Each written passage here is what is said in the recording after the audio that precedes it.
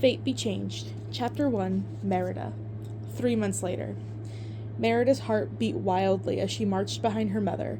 She ignored the stares of the people who had just witnessed the most brazen act of defiance Merida has ever dared perform against her parents. When she hid the bow and arrows on the dais with the intention of shooting for her own hand at this year's Highland Games, she had known that it would enrage her mother. She did not care. Nor did she care what the people of their kingdoms, who were gawking at her with such astonishment, thought about her. They knew nothing of the pressure she felt, the weight of the responsibility she carried as the daughter of the king. They could attend these games without worrying that their freedom hung in their balance. Merida kept her head held high, never wavering throughout the journey across the grounds and into the castle, and finally into the sitting room.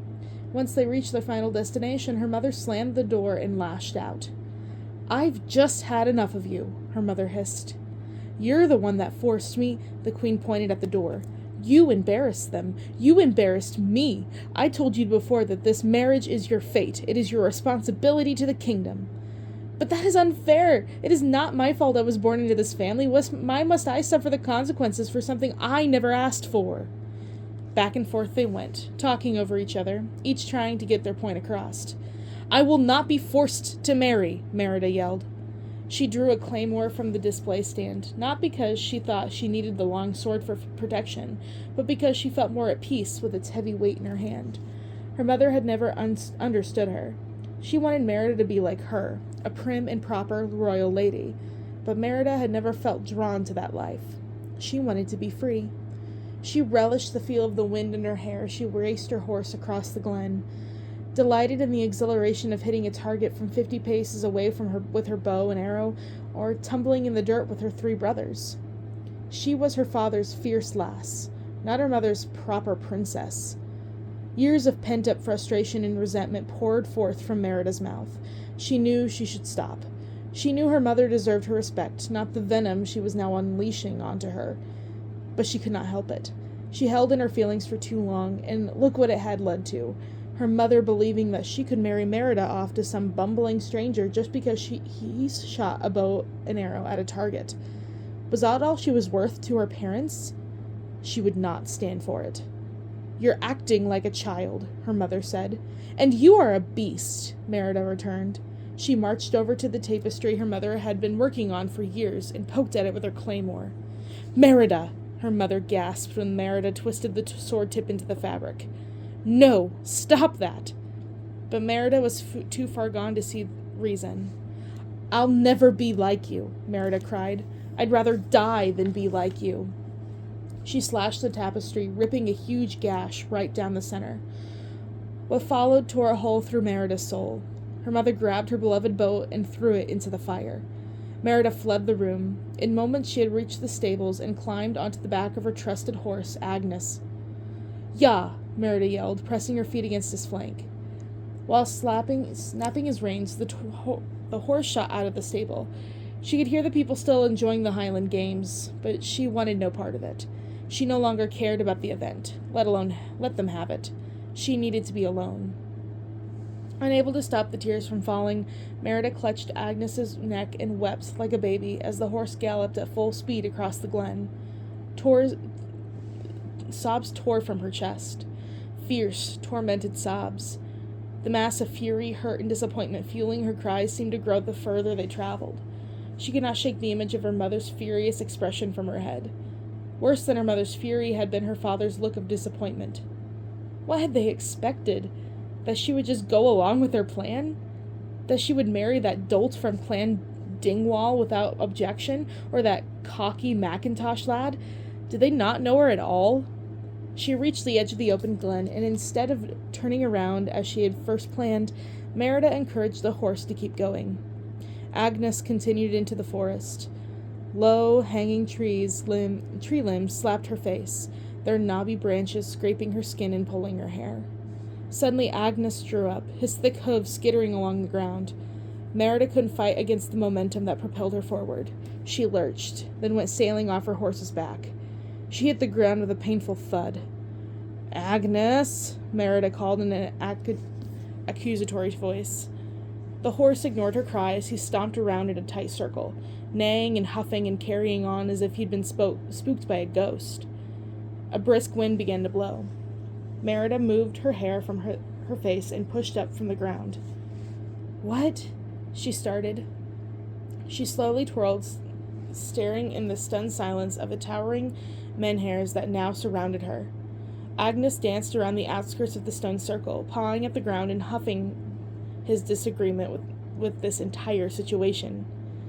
Merida started for him, but a strange noise caught her attention. She whipped around, searching for its origin, and that was when she saw it, a tiny ball of blue hovering above the ground. "A wisp," she breathed. Few people believed in the magical beings, brushing them off as folklore, but Merida knew they were real. She had seen them before, back when she was just a wee lass. Legend claimed that the wisps would lead you to your fate.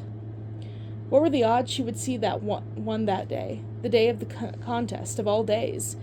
It could not be a coincidence. The floating lights multiplied. "Come on, Agnes," Merida whispered to her horse. He neighed again, shaking his head. "Agnes," she said more forcefully. She started forward, not wanting to lose sight of the wisps. Merida tiptoed behind the tiny floating fairies, being careful not to slip as she traversed the dense forest floor, which was dotted with downed tree limbs and boulders. She was relieved to hear Agnes behind her, but kept her eyes forward. Deeper and deeper they traveled, going much further than Merida had ever ventured. The trees were massive, their trunks covered with thick vegetation, their gnarled, spindly branches twisted and twirled, stretching above her. At last they came upon a clearing with an abandoned structure that had just been swallowed by the forest. "Why would the wisps lead me here?" Merida wondered aloud. She slowly made her way to the door, surprised to find it unlocked. She pushed the wooden door aside and entered the dim cabin, her brow furrowed in confusion at the sight of countless wooden bears. "Oh, look around!" Merida swiftly turned to the voice. A short woman with wrinkled skin and a head of thick gray hair stood next to the large carving. "You holler if you see anything you like. Everything is half off." "Who are you?" Merida asked. "Just a humble wood carver." In an instant, the woman was at her side. Merida gasped, wondering how the old woman made it across the room so quickly. The wood carver took her on a tour of the display room, pointing out the various offerings for sale. The woman held out a rather ingenious carving of a bear fishing for salmon. Merida's brothers would have had a grand time playing with this toy, before they broke it into a million pieces. A swishing sound grabbed Merida's attention. She turned to find a straw broom sweeping the floor without any help from anyone. "Your broom!" Merida cried. The woman responded with a quick explanation that Merida barely registered. There was something strange about this place, a feeling in the air that she couldn't quite explain. She came upon a crow that appeared to be the only thing that wasn't carved out of wood in this entire cabin. In fact, it seemed real. "Oh, the woodcarver said in a warning tone. "That's stuffed." Merida poked the finger in the crow's beak, and it snapped at her. "Staring is rude," the crowd squawked. Merida gasped. "The crow's talking!" The crow flapped its wings and started singing. Confusion and fear rippled through her. What was she seeing? This could not be real. Then it dawned on her. "You're a witch!" Merida shouted at the woman. "Woodcarver!" the woman rebutted far too quickly. Merida knew it. She knew there was something strange, something mystical about this cottage hidden so deep in these woods. She thought she would be more terrified if she ever came face to face with a real witch. Instead, Merida felt a sense of hope. "That's why the wisps led me here," she murmured. "Woodcarver," the woman said again, demonstrating how expertly she carved wood. "You'll change my fate," Merida said, excited now. This must have been the way the will-o'-the-wisps could do it, by leading her to a witch with the power to alter things. "You see, it's my mother. I'm not a witch," the witch cut her off.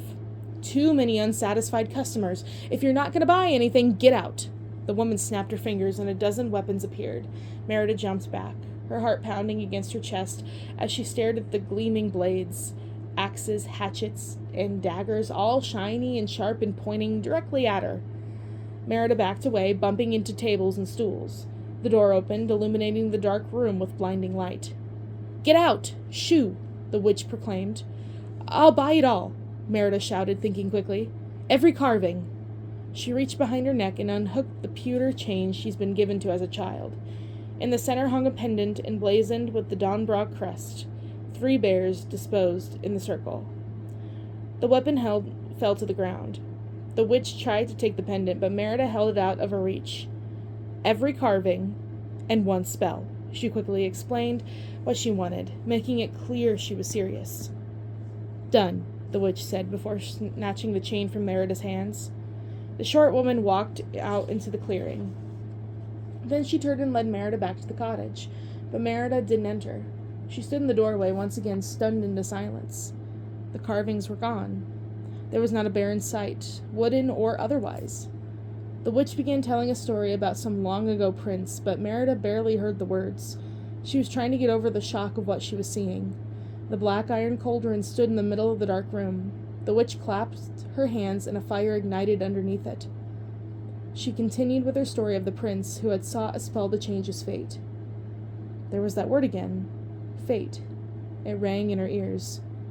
"My mom thinks she knows what my fate is, but she's wrong," Merida said. "Is that so?" the witch asked, tilting her head to the side as she studied Merida. "Your mom is trying to control your destiny, you say?" "Yes, but I will not let her. My mom does not understand that I have much to do with my life before I am married. If I ever am married," she began to pace. "This is all happening too soon. I need my freedom. I need more time. I cannot be tied down in a marriage. I will not stand for it." "So it is more time you seek," the witch tapped her finger against her chin. "Time," she repeated, "and a different fate." Merida nodded. "I had a spell in mind, but I believe there is another that suits the situation even better," the witch said. She reached into her garment and retrieved a glass vial. She tossed its contents into the cauldron along with various other objects. The liquid sizzled and popped, changing color with every item it consumed. Without warning, the witch slapped her hand over Merida's eyes. Even with her eyes covered, Merida could feel the energy from the bright light that shot out from the cauldron. She heard Agnes neighing outside, clamoring around after being spooked yet again. "Now let's see, what do we have here?" the witch said. She lifted a pair of metal blacksmith tongs and lowered them into the thick sludge that bubbled in the cauldron. She retrieved a small disc of some sort and carried it over to a table. The disc was a cake? Merida asked in an incredulous frown. "You don't want it?" the witch asked. "Yes, I want it." Unsure that a simple cake could be the thing that altered her future, Merida asked the witch if its spell would change her mother.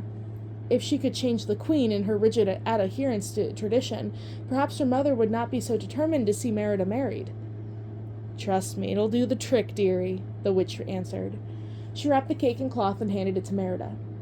"Give this to your mother, and a great transformation will be made, and you will have all the time you need to do the things you want to do before you are required to marry. Now, off you go," she said, shoving Merida toward the door. The witch spouted off something about Merida's purchase. She'd already forgotten that she bought hundreds of wood carvings. The only thing Merida could think about was this cake and its power it supposedly held. This small, unassuming sweet was her ticket to the life she'd hoped for. Merida held her package against her chest as she left the cabin and headed towards Agnes. She thought she heard the witch's voice. "Did you say something?" she asked over her shoulder. She turned to find the grass-covered cabin had disappeared. Just like that, she was standing in the center of the tall menhirs. "How?" Merida breathed. How had she ended up back in the ring of stones? She walked at least a dozen yards before she reached the cabin, hadn't she? What did it matter? She had her answer now. Wrapped in a piece of cloth, that was the thing that could put her mother and her on a new path. But as she considered returning to the castle, all Merida could think about were the things that wouldn't change, despite the witch's spell.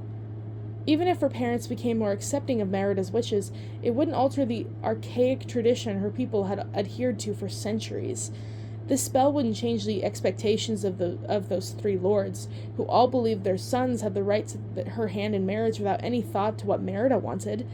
This was not only about her mother, this was about her and where she fit in this world. Even if the witch's spell changed her mother, Merida would still be the Princess of Dunbrock, and as princess, she would be expected to marry, because that was their custom. It was as her mother said. It had become her fate the moment she was born into the royal family. If Merida wanted any authority over her own life, she was the one who needed to change, not her mother. She stared at the package ensconced in her palms. With shaking fingers, Merida peeled the fabric away, revealing the tiny cake. She felt the wings of 1,000 butterflies fluttering around her stomach as she brought the cake up to her mouth. "With this, I will win my own hand," she whispered, and then she took a bite. Merida grimaced at the tart, gamey flavor. The witch's cake might have looked appealing, but that was where its pleasantries qualities ends. The chalky texture stuck to the roof of her mouth. If she were to lick the sandy shoreline that ran along the edge of the river at the bottom of the gorge, it would probably feel this way. She had thought the gooey center was made of her favorite dark cherries, but it tasted more like dirt. She stood in the middle of the ring of stones, impatiently waiting for something to happen. She was not quite sure what she had expected to happen, but she had been assured by the witch that something would happen. "Well," Merida called out, "why am I not changing? Why is your spell not working?" Frustration bubbled up in her veins.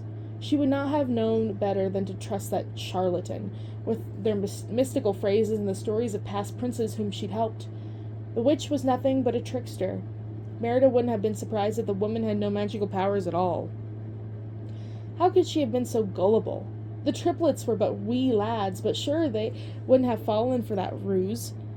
She had been so desperate that she had been willing to believe anything. "Magical cakes," Merida muttered. Of course, there was still no explanation for the broom that swept the floor on its own or the crow that talked, but there was the matter of the hundreds of bear carvings that had disappeared in the blink of an eye. It had to have been a trick. If the witch's spell were real, Merida would have felt something. She took a step toward Agnes, but stopped mid-stride. Something was off. She felt woozy, as if the ground had started to undulate beneath her feet. Merida stretched her hands out, reaching for an invisible wall in which to steady herself. The imposing menhirs surrounding her swayed back and forth as if the thick stones were doing an old Scottish folk dance. Merida turned in a slow circle. The menhirs had doubled. So had the trees. There were scores of them all around. Their leaves and branches waved as if caught up in a strong wind. She looked for Agnes and saw 2 horses. Both neighed, stomping their hooves against the trampled grass. She blinked hard, bringing her horse into focus. He was still fuzzy around the edges, but at least there was only one of them now. Agnes? Merida muttered. She tried to walk to him, but instead of moving forward, each step took her sideways. She moved the other way, tumbling to the right, then to the left, then right again. Her head spun like a wooden top her brothers played with back home. "Angus?" she said again, the word barely making it past her lips. Dark clouds drifted overhead, casting sinister shadows along the ring of stones. The last thing Merida saw was the glow of a wisp before she passed out.